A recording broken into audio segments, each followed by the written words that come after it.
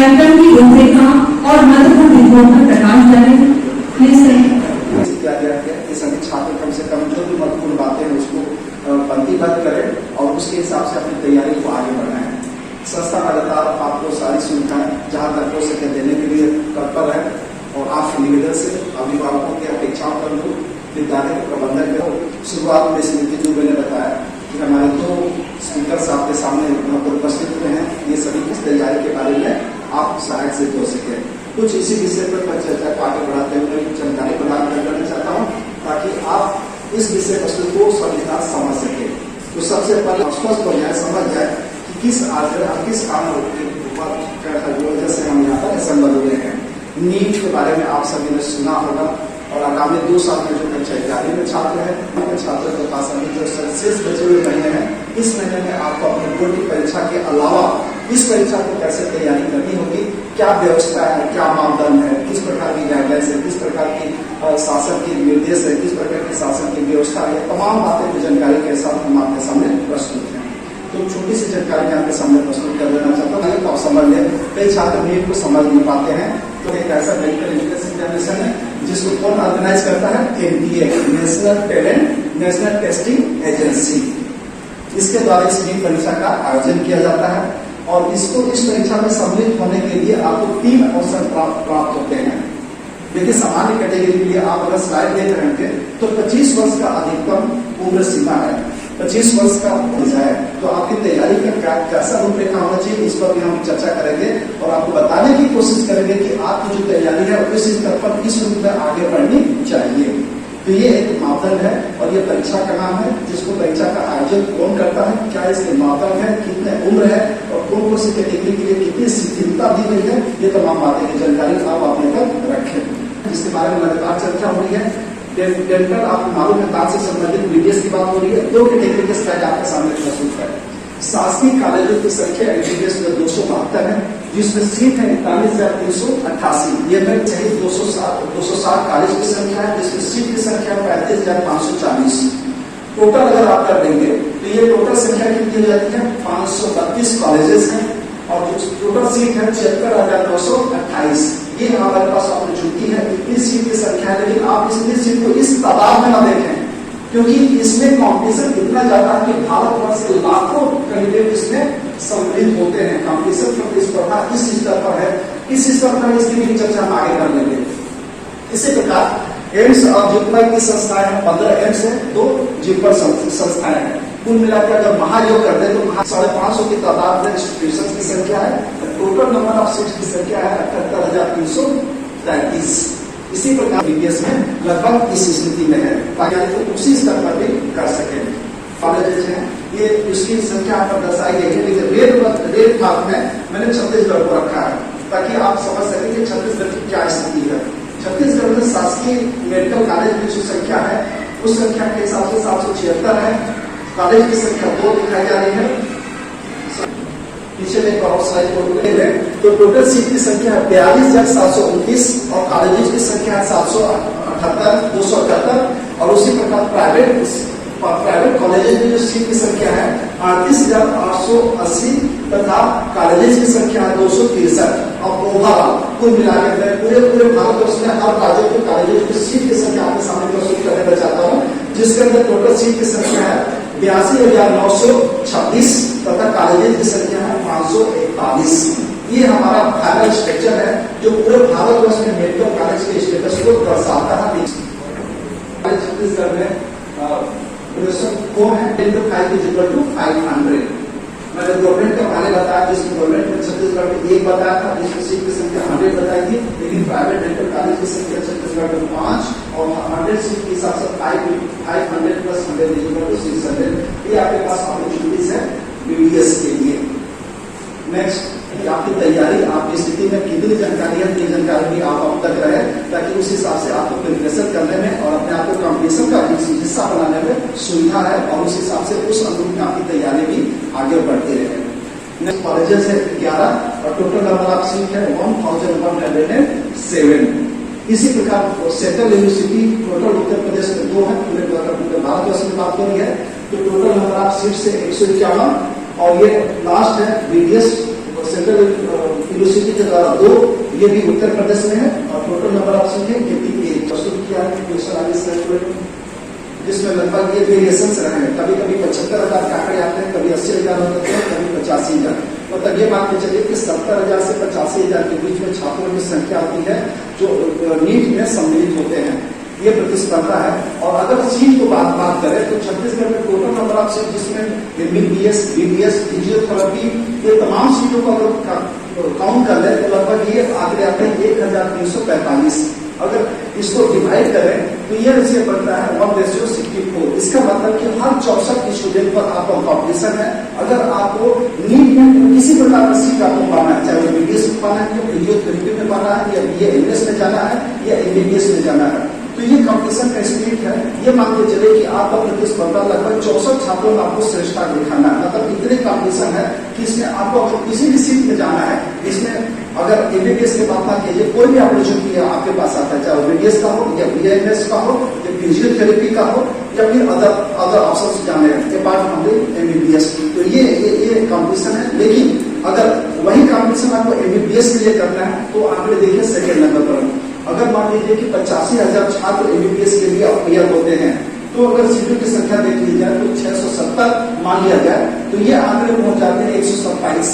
मतलब लगभग 127-130 छात्रों के बीच में एक छात्रों का सिलेक्शन हो रहा है। अमूमन किसी एक संख्या, किसी एक क्लास में 127 बच्चे होते भी नहीं है। अगर ये मानिए कि अगर आपने बीच में कंपटीशन देखे तो इस कंपटीशन में आपको कहाँ पाते हैं, तो ये मान के चलिए कि छत्तीसगढ़ में अगर इतने छात्र इसमें शामिल हो रहे हैं तो इतने हद की प्रतिस्पर्धा में अपने को क्लियर करना है, क्वालिफाई करना है। तो कंपटीशन किस चीज पर होना चाहिए, तैयारी कैसी होनी चाहिए, यही आपको जानना है। और इसी हिसाब से अपने आपको तैयारी भी करनी है। तैयारी दो तरफा करनी है, दो तरह की बातें हो रही हैं। चूंकि कक्षा 12वीं के छात्र हैं, उनकी तैयारी अपनी बोर्ड एग्जामिनेशन की भी हो रही है, लेकिन पैरेलल कुछ छात्र चाहते हैं कि MBBS की तैयारी करते रहे। तो उनकी रूपरेखा कैसे हो, कंपटीशन का स्पिरिट कैसा हो, ये तमाम बातें भी आप समझे। इस डाटा, इस डिस्क्रिप्शन से आपको सारी जानकारी और सारे जो डिस्क्रिप्शन है वो मिल रहा है, और इससे आपको तैयारी करने में भी सुविधा होगी। Next, top private college in Chhattisgarh. Shri Shankaracharya medical college of Bhilai MBBS, ये प्राइवेट कॉलेज की बात हो रही है। गवर्नमेंट कॉलेज में CCM मेडिकल कॉलेज दूर, Rajiv Lochan Ayurvedic medical college and hospital दूर। थर्ड है Triveni institute of the dental science and hospital research centre Bilaspur BDS, Rungta college of the dental science and research Bhilai BDS, CLC memorial homeopathic medical college Bilaspur PHLS, new original dental college and research institute Bilaspur BDS, Apollo College of Physiotherapy, Durg, PPT. These are the opportunity you are having if you want to opt for any of the colleges. It's better for you to just go through the preparation of your own to become the part of this distribution on this level of examination. Next है NEET और 3 घंटे की और है। देखिए पिछले साल कोविड-19 की वजह से 180 क्वेश्चन पूछे गए थे, 20 क्वेश्चन को मिनिमाइज कर दिया गया था कोविड गाइडलाइंस के हिसाब से। लेकिन अब चूंकि आप सम्मिलित होने जा रहे हैं तो आप तैयारी कितने क्वेश्चंस की कर रहे हैं, 200 क्वेश्चंस की कर रहे हैं।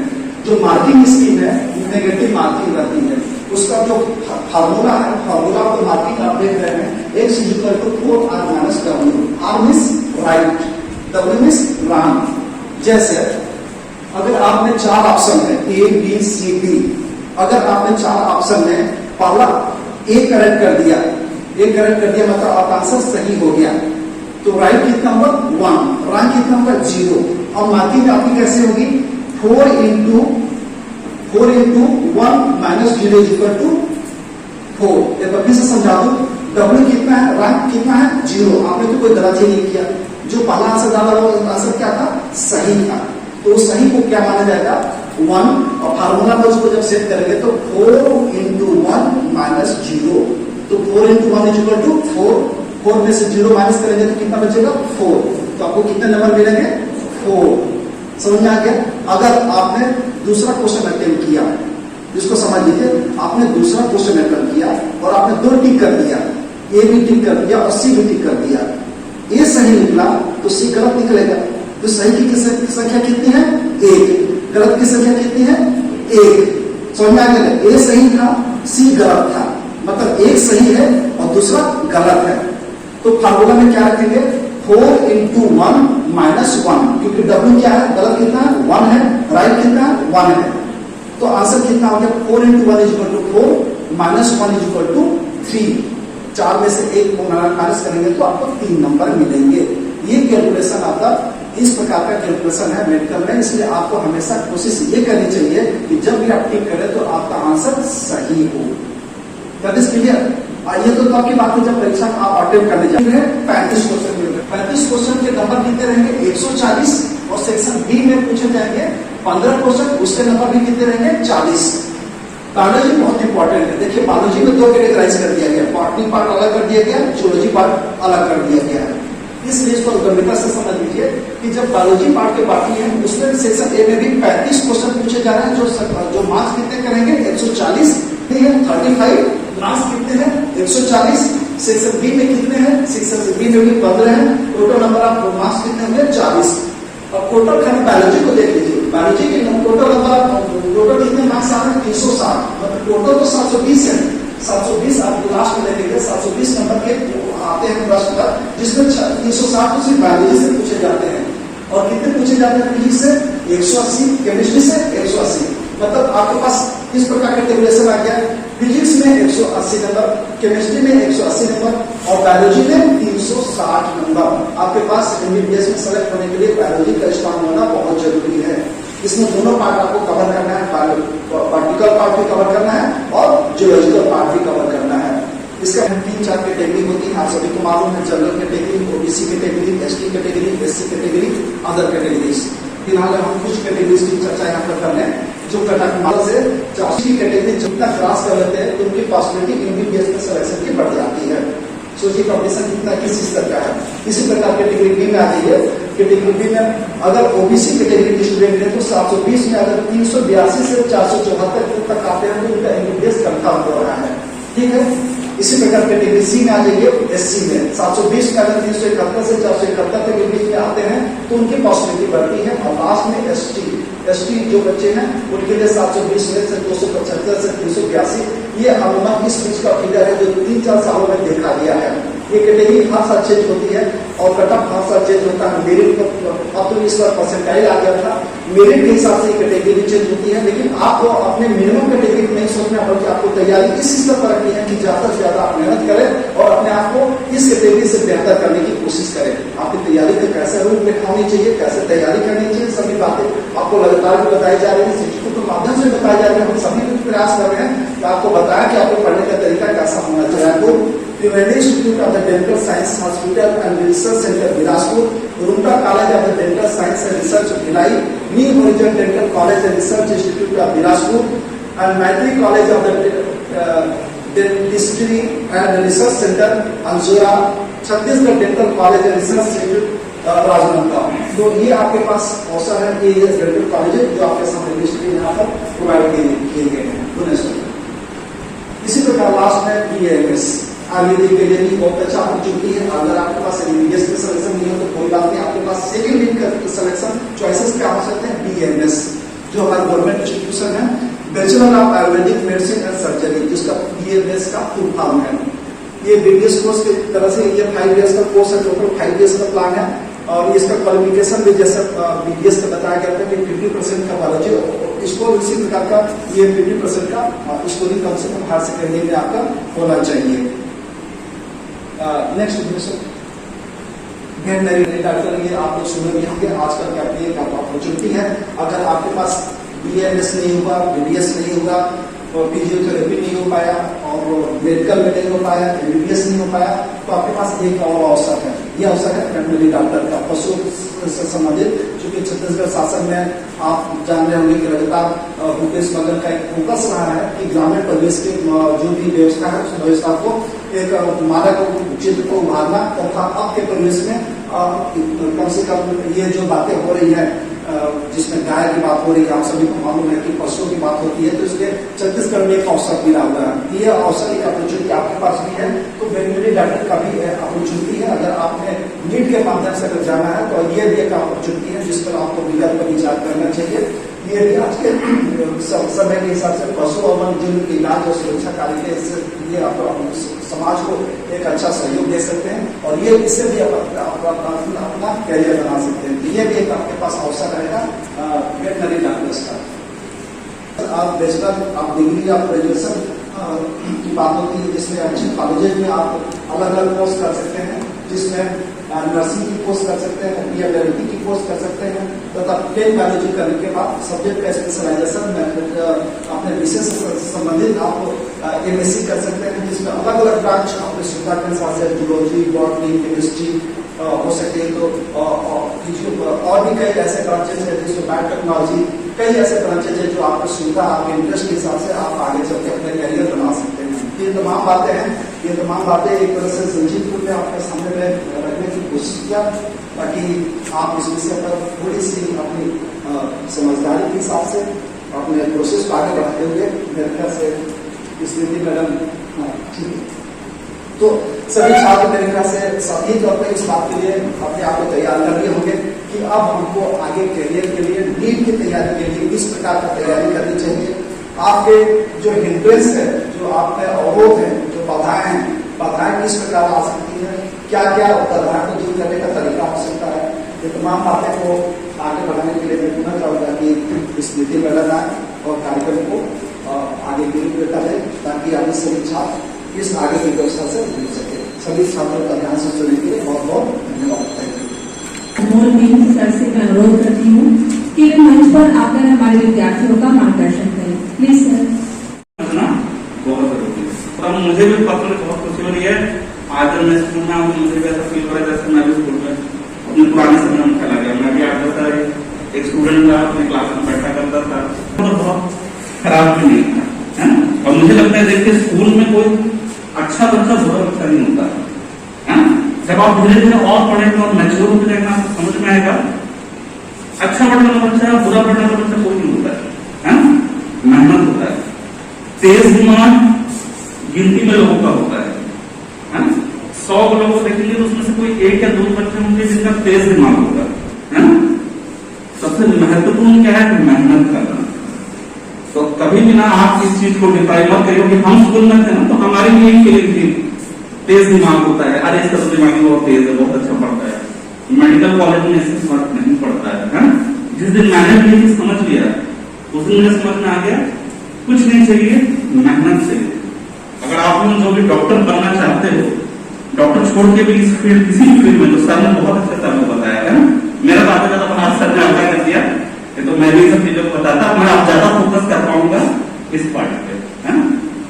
तो मेहनत करना बहुत जरूरी है, मेरा ये बोलना है। और हमारे डॉक्टर साहब भी बैठे हैं, है ना, इनको भी हम लोग MBBS साथ में पढ़े हुए हैं और डॉक्टर साहब भी बहुत मेहनत की। मैं हर किसी को जानता हूँ मेडिकल कॉलेज में जो भी बच्चा डॉक्टर बनता है उसकी खासियत होती है वो मेहनती बहुत होता है ना। दिन रात एक करने वाला बच्चा होता है। तो अगर आप डॉक्टर बनना चाहते हो तो पहली खूबी आपके अंदर ये है कि नहीं, आप ये ढूंढ लो, है ना। आपको मेहनती बनना है, तेज दिमाग की जरूरत नहीं है, दिमाग से निकाल दो, ठीक है। मेहनत करोगे तेज दिमाग वाले बन जाओगे, ठीक है। तो पहला जो बैरियर है वो मैं आपके मन से हटा रहा हूं, है ना। आप मन से निकाल दो कि आप कमजोर हो। अगर आपको लगता है कि मार्क्स कम आए हैं पिछले सालों में तो आप खुद बैठ के सोचो आपने अपनी पढ़ाई को कितना समय दिया है। जनरली सोचो आपने अपनी पढ़ाई को कितना समय दिया है। अगर आपने बहुत समय दिया और आपके मार्क्स कम आए हैं चलो मान सकते हैं, हो सकता है कि आप मेंटली स्ट्रॉन्ग ना हो। पर आप पहले अपने मन में सोचिए तैयारी 3 रूप से होती है, 3 तरीके से आपको तैयारी करना पड़ेगा, ठीक है। पहला तैयारी क्या है? फिजिकल तैयारी, है ना। मेंटली तैयार होना। अब मेंटल से मैं क्या बोल रहा हूँ, देखो मेंटल में मतलब ये बोल रहा हूँ कि आपका ब्रेन कितना शार्प है ना, जिनका शार्प है बहुत अच्छा है। मेंटल प्रिपरेशन मतलब मेंटल स्ट्रेंथ आपका कितना है। मैं स्कूल में था जब मेरे मन में आया कि मुझे डॉक्टर बनना है तो मेरे मन में कोई डाउट नहीं था, मेरे को पता था डॉक्टर को बनना है। मेरे घर वाले मुझसे बोले यार डॉक्टर बनना तो आसान नहीं है, मेरे फैमिली से ऐसे कोई डॉक्टर नहीं है, हमें कोई गाइडेंस नहीं मिला। अभी तो इतने गाइडेंस हैं, पहले ऐसा कुछ भी नहीं था। मेरे घर वालों ने बोला कि भाई डॉक्टर ने कहा था नहीं, तुम सोच लो, और मेरे मन में कोई डाउट नहीं था, बोला मैं पढ़ूंगा तो मैं कर ही लूंगा, मेरे कोई नहीं होता। पहले आपके मन में ये फीलिंग होनी चाहिए, समझ? इसको बोलते हैं क्या? Mental strength. आप डरते बहुत ज्यादा, आपको अभी सबने मन में शंका है, अगर आप मन में भी शंका लेके बैठो तो आप मानसिक रूप से कमजोर हो जाओगे, समझ गए? आपका कॉन्फिडेंस लेवल डाउन हो जाएगा, आपका ब्रेन जिस लेवल में काम करना चाहिए ना नहीं करेगा, समझ गए? तो ब्रेन को अपने पीक पे रखना है, तो आपके जीवन कॉन्फिडेंस नहीं होना चाहिए, समझ गए? पहला क्या है? फिजिकल हेल्थ, दूसरा मेंटल हेल्थ, तीसरा आता है आपका तैयारी। मैं तो तैयारी सबसे नीचे रखता हूँ, बता दूं कैसे करना, बहुत आसान है। बट जो पहले लाइन में बोला था, मेहनत लगेगी। डॉक्टर बनना चाहते हो? देखो स्टैटिस्टिक्स बताता है, मान लो इस क्लास में आप जितने भी बच्चे हो तो मैं 100% कर दूं, है ना? एक्स्ट्राऑर्डिनरी मतलब बहुत अच्छे, तेज, पढ़ने में तेज, मेहनती, है ना? 10 होंगे, बाकी 90 कौन होंगे? ऑर्डिनरी, है ना? आम बच्चे, है ना? तो आप क्या सोचते हो? क्या ऑर्डिनरी बच्चा एक्स्ट्राऑर्डिनरी बातें नहीं करते, है ना? वो अभी आप जानते हो क्लास में कितने बैठे।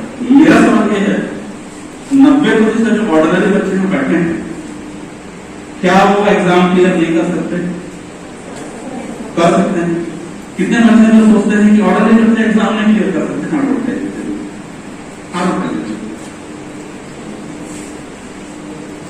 सब सोचते हैं ना कर सकते हैं, है ना? देखिए मैं क्यों फिर से बोल रहा हूं, दूसरा पार्ट जो मैं बोला था, mental strength is very very important, है ना? समझ गए मेरी बात को? ना बार बार मतलब समझिए, जहां जो बैरियर है आपके लेवल में, जो बैरियर है मैं उसको दूर करने की कोशिश कर रहा हूं, ठीक है? चलिए एक एक करके जो 3 चीजें मैंने बताई ना इसको डिस्कस करते हैं, ठीक है? पहला फिजिकल हेल्थ, ओके? आपकी अब जो भी उम्र है, आपको लगता है आपका सेहत बिल्कुल सही है? आप कैसे पता चलेगा? नहीं पता चलेगा, है ना? बट बीच बीच में आपको अपने हेल्थ चेकअप कराने चाहिए, है ना? अच्छे स्टूडेंट के लिए उसका अच्छा हेल्थ होना बहुत जरूरी है ना? कई बार आपको पता ही नहीं है, आपको लग रहा है आप एग्जाम में याद नहीं रख पा रहे हो, आपकी मेमोरी वीक है ना? आप पढ़ते तो हो पर आपको याद नहीं रहता है। ये केवल एक छोटे से आयरन होते हैं, आयरन की कमी से हो सकता है। आपके बॉडी में आयरन की मात्रा जितनी चाहिए होती नहीं है, आपकी याददाश्त थोड़ी कम हो सकती है। माइक्रोन्यूट्रिएंट्स, मल्टीविटामिन जो हम बोलते हैं, जितनी मात्रा आपको चाहिए आपके बॉडी में नहीं है। इस कारण से क्या है, आप उतने लेवल में, आप बॉडी में जो एनर्जी होनी चाहिए, जो फिजिकल वर्क, दिमाग चल रहा है, वो आप कर नहीं पा रहे हैं। और एक आपको बहुत सिंपल सी चीज बताता हूं, आपका ब्रेन, दिमाग, आपको पता है आपका ब्रेन का खाना क्या है? फूड क्या है आपका ब्रेन का? कोई जानता है? आपके ब्रेन का फूड क्या है? ब्रेन का खाना क्या है? ब्रेन को एनर्जी किससे मिलती है? जब स्वीट हमारे बॉडी के अंदर जाता है तो ग्लूकोज में कन्वर्ट होता है, और ब्रेन जो है वो केवल और केवल एनर्जी जो ब्रेन को चलाने के लिए चाहिए वो किससे लेता है? ग्लूकोज से लेता है ना? अब मान लो आप स्कूल आए हो और बिना नाश्ता किया है, तो आप कंसंट्रेट कैसे होगे? हम भी एक तरह से टीचर ही हैं, हम मेडिकल कॉलेज में हैं, हम पहले डॉक्टर हैं, हम पेशेंट भी देखते हैं, बट हम टीचर भी हैं। मेडिकल कॉलेज का मतलब यह कि हमारे यहाँ वो बच्चे हैं जो आपके बाद एमबीबीएस पास करके हमारे पास आए हैं, है ना? डॉक्टर बनने के लिए पास तो हो गए, पर अभी 5 साल हमारे पास पढ़ेंगे, है ना? फिर डॉक्टर बनेंगे, ओके? तो उनको जब हम क्लास लेते हैं ना, तो हम उनसे अक्सर बात बोलते हैं, क्लास लेते लेते जब बच्चे दिखते हैं ना कि सब बच्चे झूम रहे हैं, है ना, ऐसा लग रहा है कि अटेंटिव नहीं हो पा रहे, तो मेरे वर्ड बोलते हैं कि हाइपोग्लाइसीमिया में हो गया, है ना? मेडिकल टर्म में हाइपोग्लाइसीमिया में हो गया मतलब क्या तुम्हारे ब्लड में शुगर लेवल डाउन हो गया है क्या? समझते मेरी बात? जब भी आप स्कूल आते हो, पढ़ाई करते हो, न्यूट्रिशन भी आपका प्रॉपर होना चाहिए, है ना? तब तो ब्रेन काम करेगा, है ना? तब आपका ब्रेन को हर समय दोष मत दो, है ना? आपकी आदतें भी आपको कमजोर बनाती है, जब भी स्कूल आ रहे हो आपको नाश्ता करके और जब तक आपको ब्रेन को ग्लूकोज नहीं मिलेगा दिमाग कैसे काम करेगा। तो आपको बीच बीच में अपना हेल्थ चेकअप कराना चाहिए कि आपका स्वास्थ्य कैसा है। मेरी बात समझिए, तो ये पहला कदम है, पहले अपने स्वास्थ्य को सुधारिए, है ना, अपनी आदतों को सुधारिए। ऐसे एग्जाम के लिए बहुत जरूरी है। मैं अभी हम इधर बैठे हैं, जो बच्चे के मन में अगर ये है उनको कोई शक ही नहीं है कि एमबीबीएस तो मैं, ऐसा नहीं होता है, ठीक है। आपको तैयारी करनी पड़ती है, स्ट्रैटेजी बनानी पड़ती है ना, ये बहुत महत्वपूर्ण। बस ऐसा नहीं मैं मन में सोच लिया हो गया, स्ट्रैटेजी आपको बनानी पड़ेगी कि आप कैसे तैयारी करोगे, है ना। तो सबसे पहले तो दिमाग से डाउट निकालना पड़ेगा आपको, है ना। फिर से बोलो, देखिए एमबीबीएस हर किसी में नहीं है ना, और हर किसी के है। तो अगर आप मेहनती हैं, अगर आप मान के चलते हैं कि 11 और 12 अगर मैं रोज 4 to 6 आवर्स सिटिंग दे सकता हूं पढ़ाई के लिए, 4 से 6 घंटा रोज, ठीक है। चलो एक सप्ताह में एक चीज दे रख दिया, संडे को पढ़ाई नहीं करना चाहते नहीं किया, सप्ताह में अगर 5 डेज आप 4 to 6 आवर्स डेली पढ़ोगे, 2 साल नया ट्रीटमेंट आया पढ़ लिया, नया प्रोसीजर आया ऑपरेशन का उसको पढ़ लिया, है ना, गवर्नमेंट की नई गाइडलाइन पढ़ लिया, हम भी अपने आप को अपडेट करते रहे। ऐसा नहीं कि आप किताब तक छोड़ के बैठ गए, है ना। डॉक्टर कैसे आपको और एक चीज बता दो, अब मेंटली प्रिपेयर तो आप हो रहे हो। तो कई लोग सोचते हैं कि एमबीबीएस में हम बस एंट्री करेंगे और हमारा हो गया, है ना। ऐसे कई लोग पेरेंट्स बोलते हैं कि हम एमबीबीएस में घुस गए, अरे मेरा बेटा घुस गया, आपको उसकी लाइफ बन गई, है ना। अब मेहनत नहीं, आप जितना मेहनत 11 और 12 करोगे ना, तो दुगना मेहनत एमबीबीएस के हर एक ईयर में करना पड़ेगा आपको, है ना, क्योंकि उसकी एक एक बुक्स बहुत फ्यूचर में आपको बता रहा है, ठीक है। तो आपको यही अपनी ताकत को पहचानना है। आप मेहनत करने को तैयार हो, आप डॉक्टर बन जाओगे। आप मेहनत नहीं कर सकते हो, प्रॉब्लम है ना, सीधी बात। तो आप समझिए मेहनत तो करना पड़ेगा, ठीक है। 4 to 6 आवर्स हर सप्ताह में 5 दिन आप अगर अपना समय देने को तैयार हो, पूरी तरीके से मेहनत करने को तैयार हो, आप डॉक्टर बन जाओगे, बिल्कुल कोई नहीं रोक सकता आपको। मेहनत की जरूरत है, ओके। जिस दिन आप एमबीबीएस पास होते हो इंटर्नशिप से, है ना, गवर्नमेंट आपको स्टाइपेंड देना स्टार्ट कर देता है, थोड़ा बहुत पैसे देता है। और जब आप एनडी के लिए जाओगे, कहीं भी चले जाओ पूरे इंडिया में, तो गवर्नमेंट आपको प्रॉपर जो कॉलेज होगा, जो गवर्नमेंट होगा, वो आपको प्रॉपर सैलरी देता है ना, अच्छी सैलरी देता है, क्योंकि आप इतने लंबे समय सस्ते नहीं कर सकते, है ना, 12 के पैसे थोड़ा दे सकते हो, है। तो you will start earning after 6 year, तब नहीं होती कभी भी, ओके। मेहनत अभी भी चलेगा, तो मेहनत करने तैयार हो सब, सभी तैयार हैं। सोच ले, देखो डिप्राइव होने कोई बात नहीं, सर ने जो फिजिक्स बताया तो आज के समय में करी सर्विस बहुत अच्छे, एक से एक, है ना, डिप्रेशन में नहीं आ रहा है। कभी मैंने क्या बोला, मेंटल होगा, तो हमारा लाइफ इतना अच्छा है, मेडिकल लाइफ रिसर्च है, आप डॉक्टर नहीं बने तो आप डेंटल सर्जन बनो ना, डेंटल डॉक्टर बन सकते हो। बूमिंग मतलब agriculture and forest is one of the booming, मतलब आप क्या बोलोगे, एजुकेशन क्लास है ना, सबसे अच्छे जॉब वाले, ओके। तो डिप्रेशन नहीं है, रास्ते बहुत, बस ये एक लाइन है, आपको ध्यान रखना है, एक लाइन तुम्हारे जाना चाहता है। हमारे जमाने में हम स्टूडेंट क्या किया, ऐसा क्या किया कि वो सेलेक्ट हो गए, समझ गए।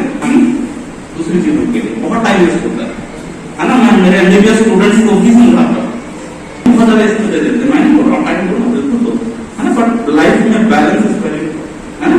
और ये क्वेश्चन किसलिए किया, देखो अब आपको खुद समझ में आएगा, क्योंकि अगर मैं स्टूडेंट होता तो मैं जरूर जानता कि कार्टिक पुतरी कौन है ना, क्योंकि ये 2021 का टॉपर है ना। और मैं जाके तक वो कैसे तैयारी करता है, वो उसने क्या किया कि वो टॉप कर गया, बात समझे नहीं समझे, और इसको रिजल्ट आया बहुत दिन हो गया। तो आपको एग्जैक्टली करना क्या है, मैं आपको मोटा मोटा बता रहा हूँ ब्रीफली, ओके। 90 क्वेश्चन किससे आ गए, बायोलॉजी से आ गए, 45 क्वेश्चन केमिस्ट्री से आ गए, एंड 45 क्वेश्चन किससे आ गए, फिजिक्स से आ गए। अब इन 3 सब्जेक्ट की आपको तैयारी करनी है। तो नॉर्मली जितने भी हम बायो सेक्शन में बैठे हैं ना, तो क्या होता है कि हमारी बायोलॉजी स्ट्रांग रहती है ना, बायोलॉजी अच्छा रहता है। Biology is divided into also 2 parts, okay, आप तो जानते हैं, पर हमारे नॉर्मली बायोलॉजी स्ट्रॉन्ग रहती है ना, ऐसा होता है, बट यूजुअली देखोगे तो बायोलॉजी तो स्ट्रॉन्ग होता है। ओके, तो अब क्या है, देखो हम मेहनत तो कर रही हैं, बार बार मैं मेहनत बोल रहा हूँ, मेहनत भी दो तरीके से की जाती है ना, दो तरीके से मेहनत की जाती है। एक होता है नॉर्मल, है ना, hard work, toiling hard work, जी जान लगा देना, लगाना ही। ओके, पर दूसरा होता है जिसको बोलते हैं स्मार्ट वर्क, है ना, स्मार्ट वर्क। अगर आपको लड़ाई लड़ने जाना है, अगर आपको क्वेश्चन आएंगे, कितना मेरे को समय मिलता है, किस टाइप का मुझे पढ़ना है, कौन से सब्जेक्ट स्ट्रॉन्ग करने हैं, कौन से सब्जेक्ट मेरा वीक है, अपनी कमजोरी पहचानिए, कौन सा सब्जेक्ट आपका वीक है ना, आपको पता ही नहीं कौन सा सब्जेक्ट वीक आप तैयारी कर रहे हो, कैसे हो पाएगा, नहीं पाएगा। बट प्रिपरेशन के लिए एनसीईआरटी की जो बेसिक सिलेबस बुक है, बायोलॉजी की, फिजिक्स की और केमिस्ट्री की, ओके, ये आपको पढ़ना है। जो जितने बच्चे यहाँ पढ़ रहे हैं, अगर आप अपनी एनसीईआरटी की जो बुक है 11th 12th की बायोलॉजी, फिजिक्स, केमिस्ट्री अच्छे से पढ़ते हो, है ना, और एक बार नहीं, देखो मेहनत नहीं आती, आप सीखो बायोलॉजी को, जैसे फिजिक्स और केमिस्ट्री, बायोलॉजी की बुक को एनसीईआरटी को मैं बोलूंगा तो ऐसा लगेगा बहुत ज्यादा है ना, एटलीस्ट बायोलॉजी की बुक को आपको 3 बार खत्म करना पड़ेगा, 3 टाइम, है ना, 3 टाइम। अब 3 टाइम कैसे खत्म करोगे वो भी मैं आपको बताऊं, है ना, थिंग्स आर वेरी इजी, आपको पढ़ना है, मैं वही बोल रहा हूं, स्मार्ट स्टडी, हम लोग तो वही करते हैं, नहीं करते थे तो सीखे कैसे करना है ना, लोगों से सीखे, दूसरों से पूछ के सीखे, एग्जाम्पल लिया, है ना, स्मार्ट स्टडी किसको बोलते हैं, है ना, क्योंकि हमारे घर हमारे पास आओगे, मेडिकल कॉलेज में आओगे तो हमारे एक सब्जेक्ट की बुक जो है ना 1000 पेजेस की बुक है ना, कैसे पढ़ोगे, याद रख सकते हो यार, रख सकते हो, यही तो बात है, यही मैं बता रहा हूँ, याद रख सकते हो, कोई बड़ी बात नहीं, पर कैसे याद रख लेंगे आपको पता नहीं, है ना। तो एनसीईआरटी की बुक्स पहली लाइन, इसको लिखना है तो आपको लिख लो, है ना, these things are important। NCERT की बुक आपकी बायोलॉजी, फिजिक्स एंड केमिस्ट्री तीनों की बुक आपको पढ़नी है ना, बायोलॉजी का एटलीस्ट आप 4 to 5 टाइम पढ़िए, बस आप नोट करिए, मेहनत दिख रहा है ना, प्लान्ड मेहनत, जो भी चैप्टर पढ़ रहे हो, एक तरीके से मार्क इंपॉर्टेंट क्या है, ये क्या बुक है, स्टडी, ओके। तो एनसीईआरटी बुक से आप आ गया बेसिक्स, वो आपको खत्म करनी है, ठीक है। साथ में क्या करना है, साथ में जो आपके ऑल इंडिया नीट के क्वेश्चन पेपर्स हैं, एटलीस्ट लास्ट 5 years के, ओके, उसको आपको फिनिश करना है सारे, ओके, बायोलॉजी की, फिजिक्स के, केमिस्ट्री के। पर वहां एग्जाम में क्वेश्चन कैसे आता है कहां से पता चलेगा, जब आप क्वेश्चन सॉल्व करोगे, है ना। तो लास्ट 5 years के क्वेश्चन पेपर आपको अनड्यूली करना ही है सॉल्व, है ना, ओके, सॉल्व करना ही है, तभी आपको समझ में आएगा कि क्वेश्चन कैसे फ्रेम होते हैं, जवाब कैसे देना है ना। अब इतना अगर सीख लिया, उसके बाद लास्ट और सबसे इंपॉर्टेंट स्टेप होता है जो कि है आपका टाइम मैनेजमेंट, ओके। किसी भी एग्जाम में time management is very important, और हमारे एग्जाम में नीट में time management is very important. मान लो कि 2020 का ही पेपर उठाओ, ओके, अलार्म सेट करो 3 घंटे का और बैठ के सॉल्व करो, ओके। और usually this is the method, हम भी ऐसे करते थे, अलार्म सेट कर दो, एग्जाम टाइम 3 घंटे का है, 3 घंटे अलार्म सेट करो, बैठ के सॉल्व करो, तब कितनी है, आप क्वेश्चन में टाइम कितना लेते हैं, ultimately time is very important, आपको बनता सब कुछ है, because you are very sharp, है ना, आपका दिमाग बहुत तेज है, आपसे बनता सब कुछ है, बट आपने मेहनत नहीं की, आपने प्रैक्टिस नहीं किया, है ना, तो क्या होगा, ओके। अब आपका वेव ऑसिलेशन ये सब चैप्टर बहुत इंपॉर्टेंट है, थर्मोडायनामिक्स एकदम 100% इंपॉर्टेंट है ना। तो ये सब चैप्टर्स आपके वीक हैं तो आप एग्जाम में अच्छा परफॉर्म नहीं कर पाओगे, है ना। वेव आइसोलेशन, थर्मोडायनामिक्स सब वेरी इंपॉर्टेंट चैप्टर है ना, ये सब स्ट्रॉन्ग होना चाहिए आपका, okay. You are hearing so should be very strong, समझ गए, सबका आइटम नंबर क्या है वो सब आपको अच्छे से करना चाहिए। और ऑर्गेनिक में है, ऑर्गेनिक में क्या इंपॉर्टेंट है आपका केमिकल रिएक्शन में नेम रिएक्शन, है ना। नेम रिएक्शन कितने हैं, कौन सा रिएक्शन था? नेम रिएक्शन बोलते हैं। नेम रिएक्शन है ना, बॉन्ड्स एंड बाई प्रोडक्ट्स, ये आपको बहुत अच्छे से आना चाहिए, है ना। तो अगर आपका इतना जो मैं बता रहा हूं, अगर आप इतना कर सकते हैं ना, तो देयर आर 80-90% चांसेस कि you will getting selection into a medical college. ठीक है, समझ में इस बात को? आपके बोर्ड एग्जाम में आपको बुक से ही पूछेंगे ना, किसी और से पूछेंगे? बुक से तो पूछेंगे ना। तो please be follow your book. सबसे पहले अपनी बुक पढ़नी है ना। अब फिनिश योर बुक। और आप तब तक नहीं जान पाओगे जब तक कि आप क्वेश्चन सॉल्व नहीं करोगे, है ना। एटलीस्ट 5 इयर्स के आपको अभी से, आप 11th में हैं तो सबसे अच्छा मौका है, 12th में है, 10th के पास टाइम है ना। आप लास्ट जो नीट्स के एग्जाम्स के क्वेश्चन पेपर निकालिए एंड प्लीज सॉल्व इट। 3 घंटे का सेट करिए और सॉल्व करिए, तब तो पता चलेगा आप कहाँ खड़े हो, आपको कितने मार्क्स आ रहे हैं, आप टाइम में खत्म कर पा रहे हो नहीं कर पा रहे हो, है ना। Then slowly improve it. ठीक है, if you are ready to take a chance कि आप क्लियर कर सकते हो। मैंने क्या बोला? फर्स्ट असेस योरसेल्फ, है ना। मैंने क्या बोला? मेहनत करना। अगर आप मेहनत करने को तैयार हो, if you think you can do it, है ना, then you can do it. Touch नहीं है ना, तो उनका जो जब तक आप क्लासेस आते हैं आपका रूटीन बना रहता है ना। तो अगर आप ड्रॉप ले रहे हो तो आपका रूटीन पढ़ने का फिक्स होना चाहिए। और आप तो ड्रॉप ले हो, अब तो 4 से 6 घंटे का बात नहीं है, अब तो 10 घंटे का बात है। दिन में 10 घंटा पढ़ना पड़ेगा आपको। बात समझ रहे हो? अगर आप ड्रॉप ले रहे हो वेल एंड गुड, बट आप उसमें डबल मेहनत करोगे। गवर्नमेंट मेडिकल कॉलेज देखिए भाई, अगर आपको एडमिशन चाहिए छत्तीसगढ़ में, आपको बता देता हूँ, आपको 550 नंबर से ज्यादा लाना पड़ेगा। ओके, 550 से ज्यादा नंबर स्कोर करना पड़ेगा, तभी आप गवर्नमेंट मेडिकल कॉलेज में किसी भी सीट एक्वायर कर पाओगे। ऊपर मार्क लाने हैं, 550 से ऊपर लाओगे, आपका सिलेक्शन श्योर है। ओके, आप स्कूल में पढ़ रहे हो 11th and 12th, 10th में नहीं है, 11th and 12th। Laborious person I know, बहुत मेहनती है ना। इतना मेहनत तो मैं भी नहीं हूँ, सबको अपने एम्बिशियस लाइफ से देखा है कि वेरी वेरी डिलिजेंट, बहुत मेहनती हैं, तो इनकी बात सुनिए।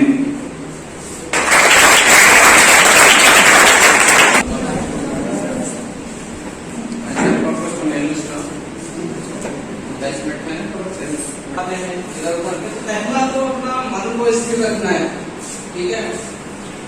अपने लक्ष्य को, टारगेट को जो है तो फोकस करना है। तरीके से कोई देर रात तक पढ़ना पसंद करता है, कोई सुबह उठ के पढ़ना पसंद करता है, ठीक है। तो अपना अपना तरीका होता है, लेकिन ये जो पढ़ाई करते हैं तो सबसे मुश्किल दौर होता है जिस दिन हम एग्जाम देने जाते हैं, सबसे मुश्किल टाइम है। क्योंकि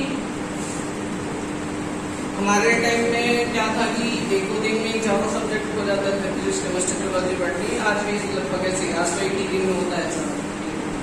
तो उस दिन के लिए अपने को रेडी करना है कि हमको फिजिक्स केमिस्ट्री बायोलॉजी बॉटनी सारी चीजें, मतलब हमको पूरा सिलेबस जो है तो हमको प्रिपेयर करके जाना है एग्जाम देने। हम कोई चैप्टर पढ़ते हैं, हम 90% में कि 100% हम उससे क्वेश्चन सॉल्व कर लेंगे, ठीक है। लेकिन एक सब्जेक्ट में कई सारे चैप्टर होते हैं, बहुत सारे आपके सब्जेक्ट है, वो सब कुल मिला के बहुत सारे चैप्टर है, ठीक है।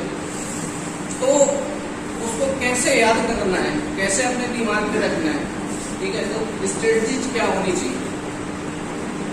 पहला तो ये है कि हम एक बात पढ़ें, ठीक है। कोई चैप्टर को पढ़ने में हमको 1 घंटा लग रहा है, ठीक है। उसमें कुछ या अंडरलाइन करें या शॉर्ट नोट्स बनाए, ठीक है। एक बार पढ़ें, दूसरी बार पढ़ें तो हमको उससे कम टाइम लगे, ठीक है। चीजें लिखी रहती है, फार्मूले हैं, कोई कंसेप्ट है। तो फिजिक्स में और केमिस्ट्री में कंसेप्ट बहुत जरूरी। आप कभी भी रट के या क्वेश्चन को, एमसीक्यूज क्वेश्चन को सॉल्व करके जो है तो कोई भी कंपटीशन एग्जाम नहीं निकल। तो पहला तो ये है कि आप पहले थ्योरी पढ़िए और थ्योरी के बाद मल्टीपल चॉइस क्वेश्चन सॉल्व करिए, ठीक है। ईमानदारी से करिए, उसका आंसर मत देखिए। फिर आप उसको देखिए कि मेरे से कितना नहीं बना, क्या गलती हुई, ठीक है, फिर से उसको पढ़िए। एमसीक्यूज करके जो है तो कभी सॉल्व हो, मतलब कोई भी कॉम्पिटिशन एग्जाम नहीं निकालना है। तो आपको चारों सब्जेक्ट पढ़नी है तो आप सबको टाइम दीजिए। ऐसा नहीं कि हम फिजिक्स रीजनिंग याद रहती है, यदि हम 10 दिन बाद हम उस चैप्टर का छोटा सा भी चीज भी पूछेंगे तो आपसे नहीं बनेगा। ठीक है, तो बाकी तो सारा चीज कवर हो गया है, डॉक्टर ने बताया है। बस यही है कि डिसिप्लिन रखना है और अपने से कॉम्पिटिशन रखना है। ठीक है, जब तक आप खुद से वो नहीं करोगे कि नहीं मेरे को वो करना है, अपना टारगेट फिक्स करना है, वही चीज हमेशा आपको दिखनी चाहिए। ठीक है, काम तो बहुत सारे हैं, हर टाइम पे बहुत सारे काम रहते हैं, लेकिन क्या है वो सब चीजें नहीं, अपने टारगेट पर फोकस करिए और सक्सेस 100% मिलेगी।